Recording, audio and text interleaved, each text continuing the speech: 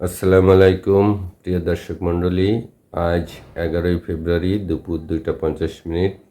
আগামীকাল 12ই ফেব্রুয়ারি সকাল 7:30টায় ত্রয়োদশ জাতীয় সংসদ নির্বাচন অনুষ্ঠিত হবে এবং ভোট গ্রহণ চলবে 4:50 পর্যন্ত। তবে যেসব কেন্দ্রের ভিতরে ভোটারগণ উপস্থিত থাকবেন তারা ভোট দিতে পারবেন, সেক্ষেত্রে কিছু সময় বাড়তেও পারে। আজকে ঢাকা 13 আসন খুবই গুরুত্বপূর্ণ আসন, কারণ এই ঢাকা 13 আসনের ভিতরেই জাতীয় সংসদ ভবন, জাতীয় নির্বাচন কমিশন সহ অনেক গুরুত্বপূর্ণ অফিস আদালত রয়েছে এখানে। এবং ঢাকা 13 আসনে জনপ্রিয় মুখ আল্লামা মামুনুল হক একজন ইসলামী চিন্তাবিদ। তিনি রিকশা মার্কা প্রতীক নিয়ে 11 দলীয় জোটের প্রার্থী হয়েছেন। অপরদিকে ববি হাজ্জাদ বিএনপির মনোনীত প্রার্থী ধানের শীষ প্রতীক নিয়ে নির্বাচনে প্রতিদ্বন্দ্বিতা করছেন। ঢাকা 13 আসন মোহাম্মদপুর, আদাবর, শেরেবাংলা নগর থানা নিয়ে গঠিত। এখানে ভোটার সংখ্যা 4,08,791 জন এবং নারী ভোটার এই আসনে প্রায় মোট ভোটারের অর্ধেক। এবার আমি আপনাদের কিছু তথ্য তুলে ধরবো, আসলে সেই তথ্যের ভিত্তিতেই আপনারা নির্ধারণ করতে পারবেন আগামীকালের জাতীয় সংসদ নির্বাচনে কে এই আসনে জয়ী হতে পারে। আমি এই আসনে দীর্ঘদিন ধরে বসবাস করছি বিধায় আমার অনেক লোকের সাথে উঠা বসা হয়, কথাবার্তা হয়। সেই সুবাদে আপনাদের আমি রিয়েল যে পাবলিক সেন্টিমেন্ট বা রিয়েল ভোটের ক্যালকুলেশনটা আমি আপনাদের সামনে তুলে ধরবো ইনশাল্লাহ। তো সাথেই থাকুন, ভিডিওটি শেষ পর্যন্ত দেখুন, তাহলে আপনারা বুঝতে পারবেন আগামীকালের নির্বাচনে আল্লামা মামুনুল হক নাকি ববি হাজ্জাদ কার মাথায় মুকুট উঠবে সেটাই আপনারা সুন্দরভাবে সঠিকভাবে জানতে পারবেন। আমি কিছুক্ষণ আগেও বাইরে গিয়েছিলাম, বিভিন্ন জায়গায় ঘুরলাম। প্রত্যেকটা কেন্দ্রে অলরেডি সেনাবাহিনী চলে এসেছে, আনসার এবং বিডিআরের সদস্যরা ভোটের যে বাক্স, ভোট যেখানে যে বাক্সে দেওয়া হবে ভোট বাক্স চলে এসেছে। আমি নিজে সেগুলো পরিদর্শন করে এসেছি কিছু কিছু কেন্দ্রে। তো যাই হোক, সাথেই থাকুন। আল্লামা মামুনুল হক একজন জনপ্রিয় ইসলামী চিন্তাবিদ, রাজনীতিবিদ এবং উনি বাংলাদেশ খেলাফত মজলিসের আমির। উনি 11 দলীয় জোটের প্রার্থী হয়ে রিকশা মার্কা প্রতীক নিয়ে প্রতিদ্বন্দ্বিতা করছেন।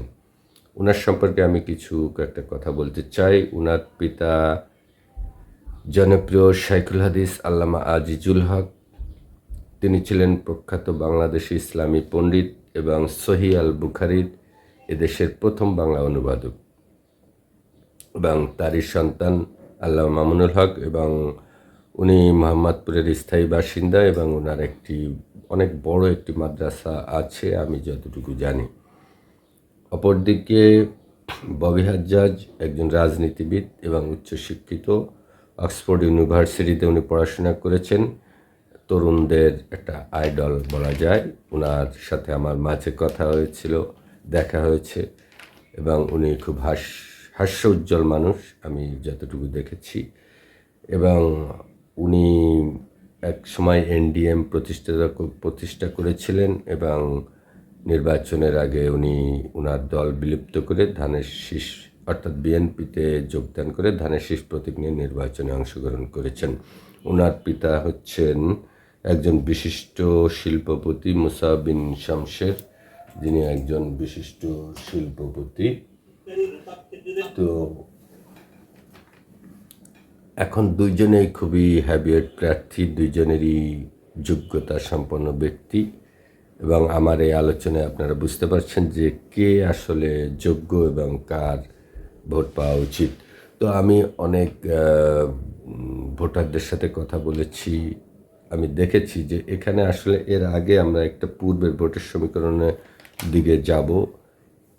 91, 1996, 2001 এবং 2008 এই ইলেকশনগুলোর দিকে যদি তাকাই, এই ঢাকা 13 আসনে অর্থাৎ মোহাম্মদপুর, আদাবর্ষের বাংলা নগর থানাতে বিএনপির একটা ভোট ব্যাংক আছে, অর্থাৎ প্রায় 35% এবং স্বৈরাচারী যে আওয়ামী লীগ, পতিত আওয়ামী লীগ যেটা আমরা বলছি, তাদেরও ভোট এরকম 35% ভোটার রয়েছে এখানে। এবং বিগত ইলেকশনগুলোতে দেখা গেছে যে 2-3% বা 4%, 5%-এর ডিফারেন্সে যারাই এগিয়ে গেছে জনগণ তাদের যাদের ভোট দিয়েছে তারাই জয়লাভ করেছে।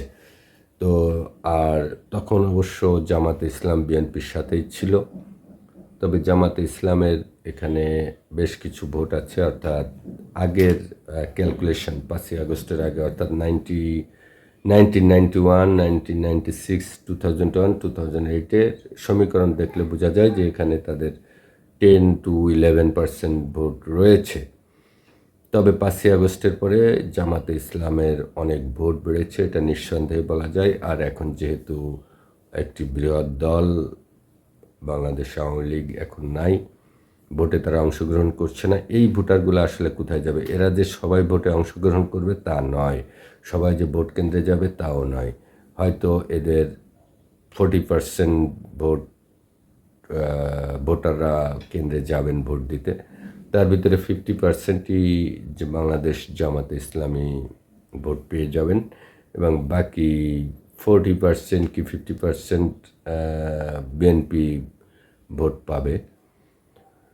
তো সেই হিসাব ক্যালকুলেশনে কে এগিয়ে থাকে আপনারা একটু ক্যালকুলেশন করতে পারেন। আমি সর্বশেষে আমার মতামতটি তুলে ধরবো। আমি অনেকের সাথে কথা বলেছি এখানে, যারা আমি নিজে দেখেছি যারা বাংলাদেশ আওয়ামী লীগের সাথে যুক্ত ছিল, আওয়ামী লীগ করেছে, তাদের অনেকের সাথেই কথা বলেছি। তাদের আমি দেখেছি যে আল্লামা মামুনুল হক যে বিভিন্ন মসজিদে উনি উপস্থিত হয়েছিলেন। আমার পাশের একটি মসজিদে উনি এসেছিলেন, নামাজ আদায় করেছেন, মাগরিবের নামাজ। তো ওখানে আমার বেশ কিছু লোকের সাথেও দেখা হয়েছে যারা আওয়ামী লীগ করে, তারা তার সাথে চলছে, অর্থাৎ তারা তাকে, আমার সাথে কথা হয়েছে, তারা বলছে তাকে ভোট দিবেন।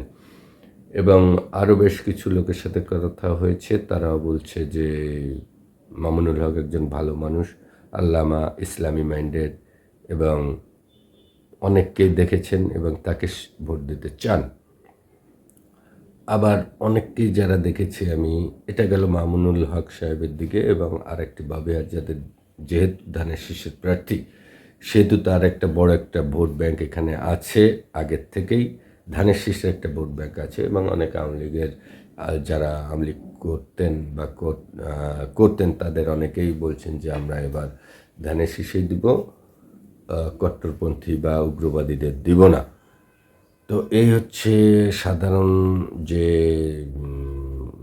ভোটার এখানে আছে, তাদের ভিতরে যারা দলের সাথে সম্পৃক্ত তাদের মতামত। আর সাধারণ জনগণ এখানে আমার হিসাব অনুযায়ী প্রায় 20% ভোট থাকে ফ্লোটিং। তারা ঠিক ভোটের আগের দিনেই নির্ধারণ করে যে কাকে ভোট দিবে। তারা কিন্তু কোনো দল করে না, তারা সাধারণত খোঁজ নেয় যে কোন প্রার্থী জয়ী হবে, অর্থাৎ তারা পরাজয় প্রার্থীকে ভোট দিতে চায় না, যে জয়ী হবে তাকেই ভোট দিতে চায়। এবং ভোটের পর বিজয় মিছিলেই সাধারণত তারা অংশগ্রহণ করে থাকে। তো এই 20% ভোটই আসলে নির্ধারণ করে দিবে কে আসলে বিজয়ী হবে আগামীকাল 12ই ফেব্রুয়ারির নির্বাচনে, কে বিজয়ী হবে, কার মাথায় এখানে বিজয়ের মুকুট তুলবে। তো পরিশেষে আমি বলতে চাই, এখন দেখার বিষয় হচ্ছে আল্লামা মামুনুল হক 11 দলীয় জোটের প্রার্থী হিসেবে রিকশা মার্কা প্রতীকে নির্বাচন করছেন। তিনি কতটুকু ভোটারদের মন জয় করে সে বিজয় বিএনপির প্রার্থীর কাছ থেকে বিজয় ছিনিয়ে নিতে পারে, অর্থাৎ ধানের শীষের থেকে ছিনিয়ে নিতে পারে, এটাই দেখার বিষয়। অথবা শেষ হাসি কে হাসবেন, বাবিহার জাত সেই বৃহৎ দল ধানের শীষের প্রতীক নিয়েই কি বিজয়ের শেষ হাসি হাসবেন? এটাই হচ্ছে দেখার বিষয়। এটা দেখতে গেলে আগামীকাল 4:30 পর্যন্ত ভোট গ্রহণ চলবে, তার পরবর্তীতেই বোঝা যাবে যে আসলে আমি এটা মোটামুটিভাবে ক্লিয়ার যে আপনারা এখন অনুধাবন করতে পারছেন। তবে পাবলিক সেন্টিমেন্ট কোন দিকে যায় বলা যায় না। অনেকের কাছে আজ শুনছি যে আমরা একটু পরিবর্তন চাই, জামাতকে ভোট দিয়ে দেখতে চাই। আর বিশেষ করে আল্লামা মামুনুল হক জামাত করেন না, উনি একটি আদর্শিক রাজনীতি করেন। উনি বাংলাদেশ খেলাফত মজলিসের আমির এবং ওনাকে বাংলাদেশের সবাই চেনেন। উনি ইসলামী একজন চিন্তাবিদ। ওনার বক্তৃতা এবং ভারতের বিপক্ষে ওনার যেসব বক্তৃতা প্রিভিয়াসে দিয়েছেন, মানুষ অনেক যারা ইসলামী মাইন্ডেড তারা বেশ গ্রহণ করেছেন, কারণ উনি ইসলামের পক্ষে বক্তৃতা দিয়ে থাকেন। আর ধানের শীষের প্রতীকের প্রার্থী ববি হাজজাদ, উনি নতুন এসেছেন এখানে।